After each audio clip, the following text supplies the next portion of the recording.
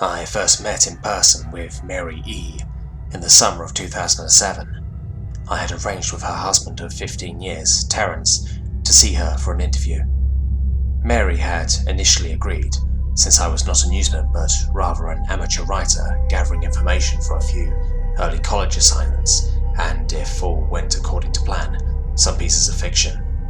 We scheduled the interview for a particular weekend when I was in Chicago on unrelated business, but at the last moment, Mary changed her mind and locked herself in the couple's bedroom, refusing to meet with me.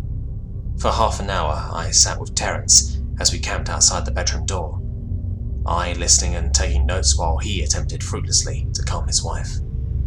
The things Mary said made little sense, but fit with the pattern I was expecting.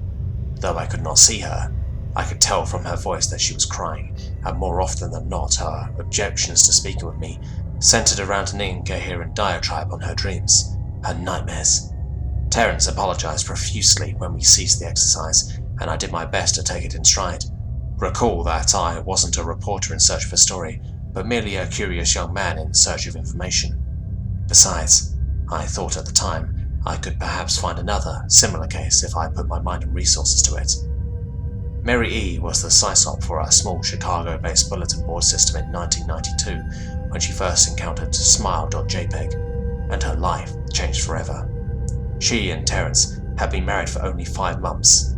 Mary was one of an estimated 400 people who saw the image when it was posted as a hyperlink on the BBS, though she is the only one who has spoken openly about the experience. The rest have remained anonymous, or are perhaps dead.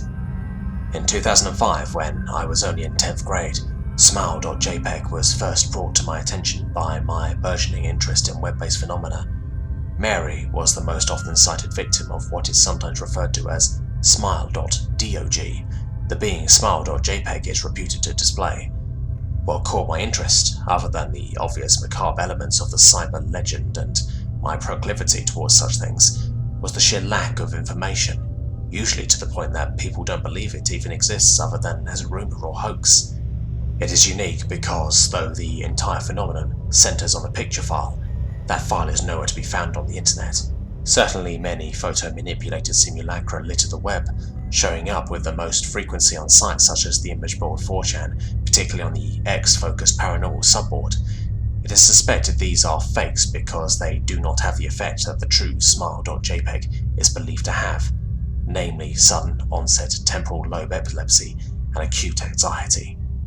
This purported reaction in the viewer is one of the reasons that phantom-like Smile.jpg is regarded with such disdain, since it is patently absurd, though depending on whom you ask, the reluctance to acknowledge Smile.jpg's existence might be just as much out of fear as it is out of disbelief.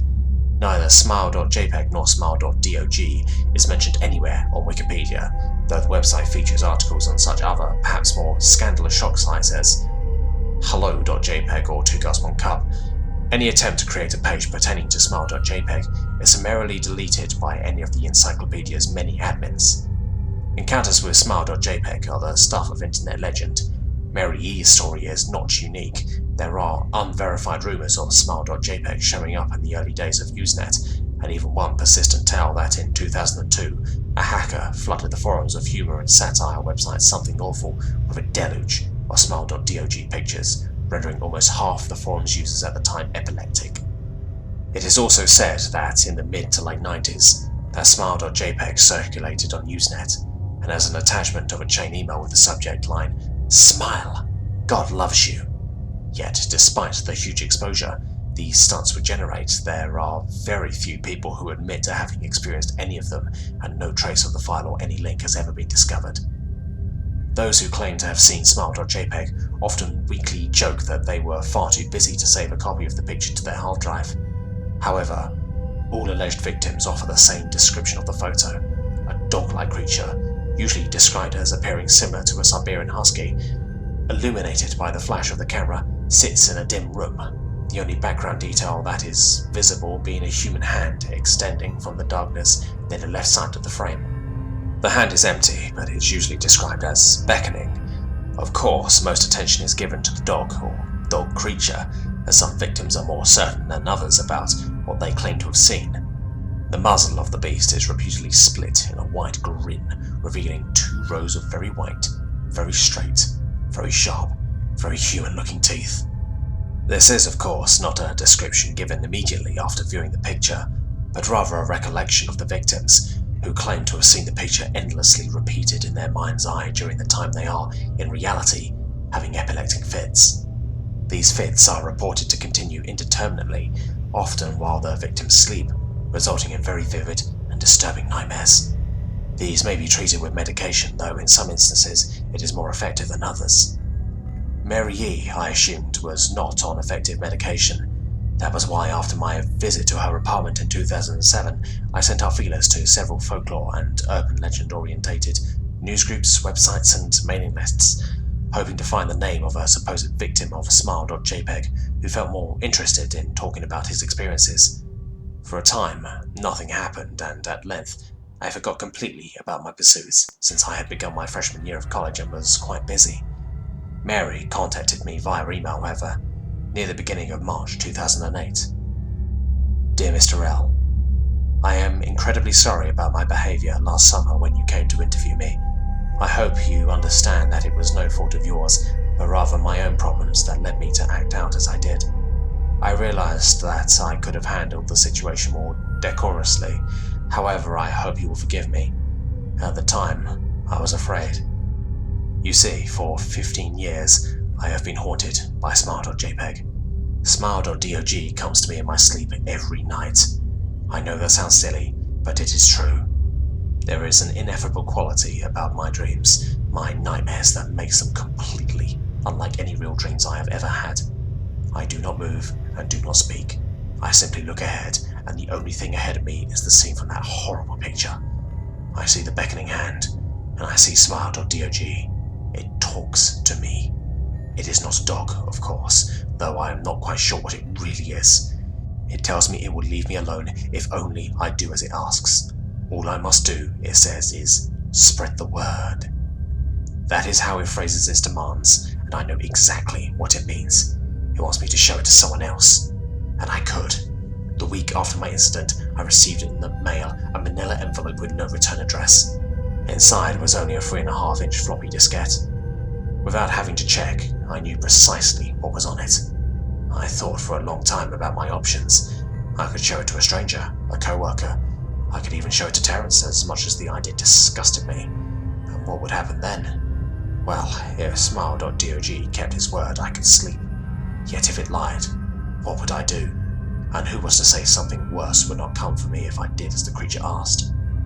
So I did nothing for 15 years, though I kept the diskette hidden amongst my things.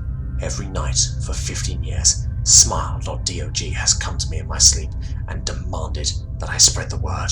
For 15 years, I have stood strong, though there have been hard times. Many of my fellow victims on the BBS board where I first encountered Smile.jpg stopped posting. I heard some of them committed suicide. Others remained completely silent, simply disappearing off the face of the web. They are the ones I worry about the most. I sincerely hope you will forgive me, Mr. L, but last summer, when you contacted me and my husband about an interview, I was near the breaking point. I decided I was going to give you the floppy diskette. I did not care if Smile.dog was lying or not, I wanted it to end. You were a stranger, someone I had no connection with, and I thought I would not feel sorrow when you took the diskette as part of your research and sealed your fate. Before you arrived, I realized what I was doing was plotting to ruin your life. I could not stand the thought, and in fact I still cannot. I am ashamed, Mr. L, and I hope that this warning will dissuade you from further investigation of Smile.jpg. You may in time encounter someone who is, if not weaker than I, then wholly more depraved, someone who will not hesitate to follow Smile.dog's orders. Stop while you are still whole. Sincerely, Mary E. Terence contacted me later that month with the news that his wife had killed herself. While clearing up the various things she left behind, closing email accounts and the like, he happened upon the above message. He was a man in shambles. He wept as he told me to listen to his wife's advice. He had found the diskette, he revealed, and burnt it until it was nothing but a sticking pile of blackened plastic.